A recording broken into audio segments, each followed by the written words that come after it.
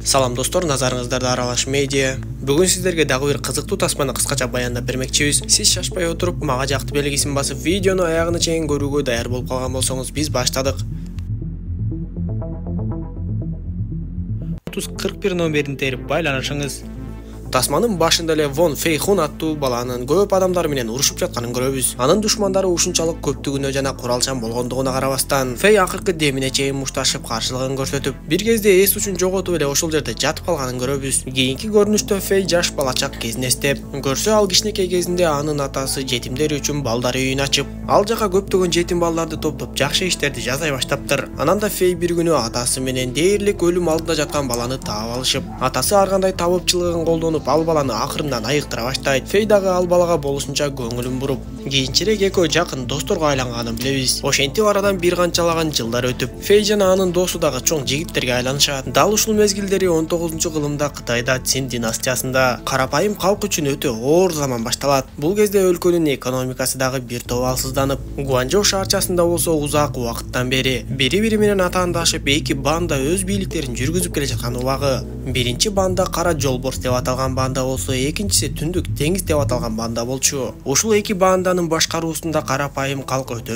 эзилип, өтө катаал шарттагы жашоону баштарынан өткөрүп жатышты. Кара Жолборс бандасында башчынын 3 генералы, башкача айтканда 3 башкармасы бар. Алардын биринчисин Түндүк Каар деп коюшса, экинчисин Карга, үчүнчүсүн Эски Жылан деп коюшчу. Бул кезде Фей дагы ошол Кара Жолборс бандасынын машыккан жигиттеринин арасына кошулуп, банданын эң башында турган Лейдин ишеничине кирип, 4-чү генерал же башкача айтканда 4-чү башкарма болгонго аракетин кылып жүрөт. Көп өтпөй эле Устат Лей ошол машыктырган жигиттерин алдына чакырып алып, алардын арасындагы саткынды бардыгынын көз алдында өлтүрөт. Устат Лей чоктой болгон темирлери менен Фейдин көзүн чукуп сала жаздап, бирок Фей эч бир тайманбай, андан коркпой, жалтанбай коет. Анда Устат Лей бардыгынын колдоруна кайнак сууну куя баштап, жалгыз гана Фей кайнак сууга чыдап, колундагы идишти түшүрбөй коет. Ошол жерден Устат Лей бардыгына кабарлап, өзүңөр билгендей биз канчадан бери Түндүк деңиз бандасы менен согушуп келебиз. Эгерде силердин араңардан кимде-ким ошол Түндүк деңиз бандасынын башчысын өлтүрүп, башын кесип мага алып келсе, мен ошону өзүмдүн 4-чү генералым, 4-чү балам катары кабыл алууга да даярмын деп айтат. Анда өзүнүн акылдуулугу менен айырмаланган жана согуш өнөрүн мыкты өздөштүргөн Фей пландаштырып отуруп, тез аранын ичинде эле ошол Түндүк деңиз бандасынын башчысына жетип барат. Ал бир канча кароочуларды өлтүргөндөн кийин Түндүк деңиз бандасынын башчысы менен жекеме-жеке урушуп, бир топ кармаштан кийин аны жеңип алат да башын кесип качып жөнөйт. Бирок Түндүк деңиз бандасынын жер жайнаган аскерлери туш тараптан тороп калышып, Фей болсо алардын бирин дагы жакында атпай өтө шамдагайлык менен беттеше баштайт. Бирок канткени менен көпчүлүк деген көпчүлүк болуп, Фей бир топ жерден жаракат алып, акыры алсырап жыгылып калган кезде, машыккан досторунун бири ал жерге жетип келип, бир канча жардыруучу жана түтүн чыгаруучу заттардын жардамы менен жанагы жер жайнаган аскерлерден Фейди уурдап качып, арачалап алып кетет. Аны Устат Лейге алып келишкенде, дээрлик өлөйүн деп калган өлүм алдында жаткан Фейди көргөн Лей, Фейдин мындай ишине чындыгында баа берет да, бул баланы кандай жол менен болсо дагы айыктырып чыккыла. Мен муну өзүмдүн 4-чү генералым кылып алам деп айтып, анан да андан башка 3 генералга эскертип, силер акыркы убактарда колуңардан эч нерсе келбей алсызданып баратасыңар деп коет. Ал эми Фейди сактап калган жоокери болсо, эми Фейдин бутуна туруп кетишине жардамын көрсөтө баштайт. Ал эми Түндүк деңиз банда башчысынын баласы Вулон деген бала Түндүк деңиз бандасынын жаңы башчысы болуп дайындалып, анан да атасы үчүн өч алууну чечип, Кара Жолборс бандасынын башчысын өлтүрүүгө камына баштайт. Фей бутуна туруп сакайгандан кийин Устат Лей Фейди бардыгынын көз алдында өз баласы катары кабыл алып, анан да генерал кылып бардык генералдарга берилүүчү артыкчылыктарды берет. Барган сайын Кара Жолборс бандасы менен Түндүк деңиз бандасынын аскерлеринин кагылышуусу күчөйт. Фей болсо 4-чү генерал катары эл арасында көзгө көрүнүп таанымал боло баштады. Фей ар дайым жалгыз калганда анын оюна жаш кезиндеги нерселер эсине түшүп, бир жолу жетимдер үйүндөгү Сеофа деген кызды бандиттер уурдап кетишип, кийинчерээк Фей башында турган жетимдердин тобу ал бандиттерди кармап өлтүрүштө да, баары бир Сеофаны табууга мүмкүн болбой калат. Анан да Фей дагы бир каргашалуу окуяны эстеп, көрсө бандиттер бир күнү Фейдин атасы ачкан жетимдер үйүн өрттөп жиберишет. Фейдин атасы үйдө калган бардык жетимдерди куткаруу менен аракеттенип, Фей дагы кичинекейлигине карабай өрттө калып калган Сёхуа деген досун куткарып чыгат. Бирок Фейдин атасы бардык жетимдерди куткарып чыкканы менен эң акырында үйдөн чыга албай өрттө калып көз жумат. Дасторкон үстүндө бардыгы жаңы дайындалган генерал Фей үчүн тост сүйлөп жатышат. Бирок түндүк каар генералы эмнегедир Фейди өзүнүн теңине албайт. Ал ушул убакка чейин генерал карга менен дагы эрегишип келгендиги белгилүү болуп, эми Фей менен дагы эрегишкиси келип, анын ойлоруна кошулбай эле алыстан таш ыргыта баштайт. Ошол эле жерден түндүк каар карга менен кайрадан урушуп кетип, урушту алардын үстүнөн чыккан Устат Лей токтотот. Устат Лей аларга ушунчалык эле күчүңөр ашып ташып жаткан болсо, анда бири-бириңер менен урушпай, барып түндүк деңиз бандасынын аскерлери менен согушкула деп коет. Ал эми кийинки көрүнүштө Фей менен чогуу өсүп чоңоюшкан жетимдер Чун жана Сё Хуаны көрөбүз. Көрсө булар дагы Фей менен бирге Фейдин атасы өлгөндөн кийин дагы эле жетим балдарды багып алууну уланта беришиптир. Ошол күндөн ушул күнгө чейин балдар үйүндөгү жетимдер көбөйгөндөн көбөйүп келет. Сё Хуа Чунду жакшы көргөндүктөн ага ниетин билдирүүгө аракетин кыла баштайт. Ал эми Чун болсо өз ичинен Сё Хуаны эмес Фейди жактырып сүйүп жүргөн эле. Жардам кылыңыздар, оğlumun var басып кетишине себепчи болуңуздар суранабыз. Кичинекей бир тууганыбыз Умар чоң оору менен алышып, жалпы кыргыз элибиздин жардамына муктаж болуп жаткандыктан, берешин кыргыз элибизди кайрымдуу болууга чакырабыз. Сиз берген ар бир сом Умарды дени сак жана бактылуу жашоого жакындатат. Сооп иш кылуу менен бирге Умарга ооруну жеңүүгө Аллах ыраазычылыгы үчүн жардам бериңиз. Эми Кара Жолборс бандасынын башчысы Устат Лей чет өлкөлүктөр менен келишим түзүп, аларга кемеде оор жумуштарда иштөө үчүн 300 адам керек экендигин билет. Албетте Устат Лей алар менен келишимге барып 300 адамды бермекчи болот. Анан да Устат Лей ал 300 адамды кул катары эле берип, чет өлкөлүктөрдөн болсо өтө жакшы пайда көргөнү жатыптыр. Анан да Устат Лей Фей менен акылдашып, мени кайтарган кароолчулардын санын азайтып кой. Түндүк деңиз бандасынын башчысы мени өлтүргүсү келип жатат. Ал мени өлтүрүүгө келгенде биз аны тузакка түшүрөбүз деп пландайт. Фей болсо кайрадан жаш кезин эстеп, Фейдин атасы өлгөндөн кийин Фейди жана анын досу Сё Хуаны карыган манак өзүнө алып, ушундай күчтүү болуп чыгышына себепкери болуп өтө көп согуш өнөрлөрүн үйрөткөн экен. Эми эржеткен Фей менен Сё Хуа ошол өздөрүнүн жетимдер үйүндөгү балдардын баардыгын машыктырып, шаардагы эки бандага каршы чыгуу үчүн жетимдердин бандасын түзүп чыгышат. Алар адегенде эч кимге билдирбей, генерал эски жыланды күтүлбөгөн жерден кармашып, көп бамбук жыгачтары менен анын ичин эзип өлтүрүшөт. Андан соң алар генералдын чөнтөгүнөн алтын сакталган жайдын алтын ачкычын табышып, бирок аны алып алышпастан калыпка салып, көчүрмөсүн жасап алышат. Жетимдердин бандасы Кара Жолборс бандасын жана Түндүк деңиз бандасын дагы акырындан кылдаттык менен жок кылуу үчүн Фей акырындан план менен жүрүп отуруп ушинтип Кара Жолборс бандасынын генералына айланды.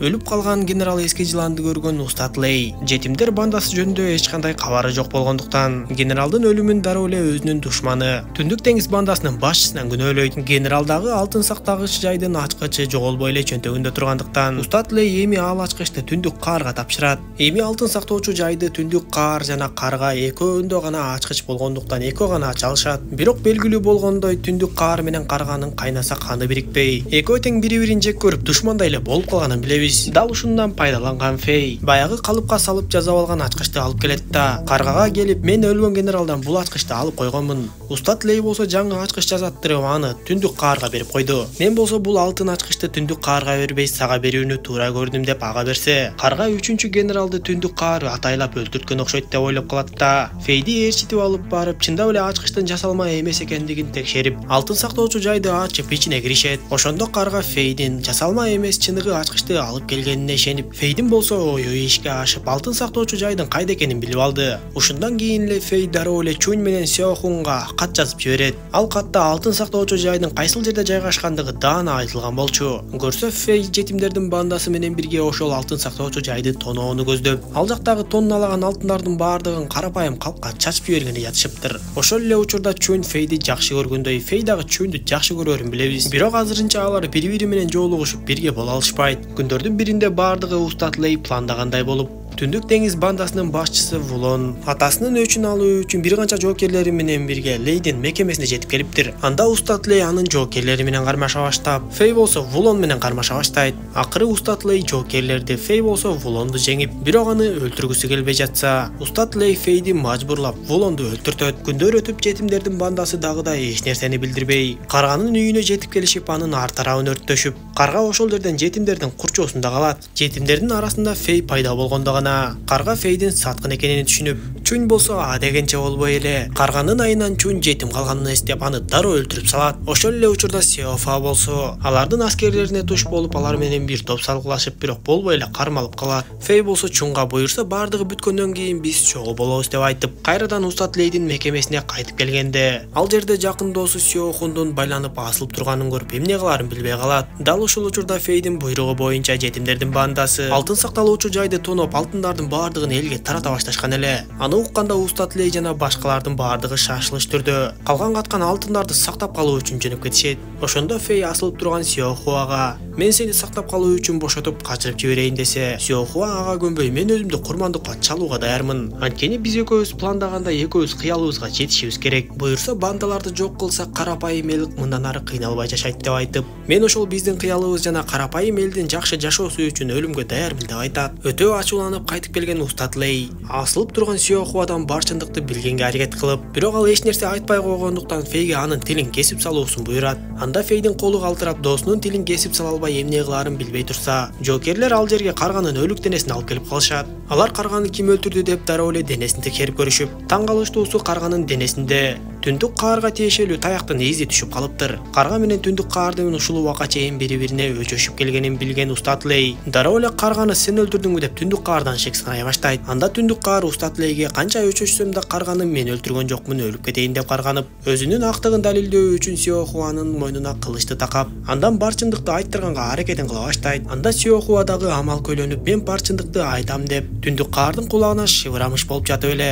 анын кылычынын мизине өзүн мууздап жиберип өлүп калат. Мындай көрүнүштөн кийин түндүк каар Устат Лейдин алдында чындап эле шектүү көрүнүп калды. Ал эми Фэй болсо өлгөн досу үчүн кайгырып, көп күттүрбөй эле Устат Лей менен жекеме-жеке чыгып аны өлтүрүп салгысы келип, бирок Устат Лей чет өлкөлүктөргө кул катары бере турган 300 жумушчуну кайда жашырганын билбей, ошол 300 жумушчунун кайда экенин билгенден кийин гана Устат Лейди өлтүрүүнү чечет. Устат Лей болсо өзүнүн мекемесинде ар түрдүү наркотикалык заттар менен да иштээрин билебиз. Ишке болсо ар кандай карапайым элди жумушка тартат. Ошол жерде бир сокур адам элге ар кандай окуяларды айтып берип күнүн көрчү.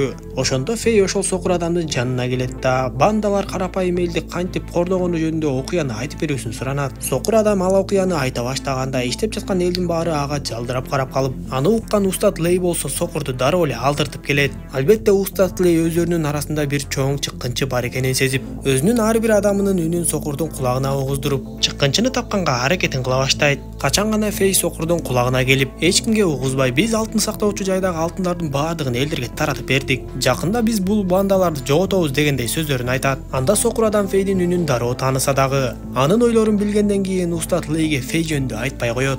Ошентип бактыга жараша Фэй бул жолу дагы билинбей калып, эми ал максатына жетүү үчүн акыркы генерал түндүк каарды өлтүрүп, андан соң Устат Лейди өлтүргөн соң гана банданы толугу менен өз карамагына ала алмак. Ошондуктан ошол эле түнү бир нерсени пландашып, жетимдер бандасындагы эки кыз түндүк каардын үйүнө келишип, түндүк каарды алдаганга аракет кылышып, бирок түндүк каар дароо эле бир нерсени сезип калат. Ал кыздардын бирин өлтүргөндөн кийин экинчиси Чунь болуп чыгып, Чунь тездик менен түндүк каарды өлтүргөнгө жетишет. Акыры Фэй 300 жумушчунун кайда бекитилгенин билип, жакын досу Сяохуа менен дагы бир өлгөн жетим кызды жерге беришип, жетимдер бандасына карапайым калкты кошуп, бандаларга каршы көтөрүлүш жасап, согушту баштап эле келип калышат. Биз ушул кезде Фэйдин артында жетимдер бандасы жана карапайым калктын баардыгы чогулуп калганын көрөбүз. Ошону менен катар эле Фэй жанагы кулчулукка кете турган 300 жумушчуну дагы бошотуп келген эле. Ошондо гана Устат Лей чыныгы чыкканча жанында эле жүргөнүн билип, Фэй болсо Устат Лейге көп элдердин канын төгүүнүн кереги жок. Бул урушта экөөбүз гана жекеме-жеке беттешели десе, Устат Лей макул болуп Фэйди ичкерге киргизет. Фэй болсо Устат Лей менен беттешердин алдында тездик менен чырактардын баардыгын ар кайсы жерлерге кулатып, наркотикалык заттарды өрттөй баштайт. Фэй менен Устат Лейдин кармашы көпкө узап, имараттын ар тарабын жалындаган өрт курчады.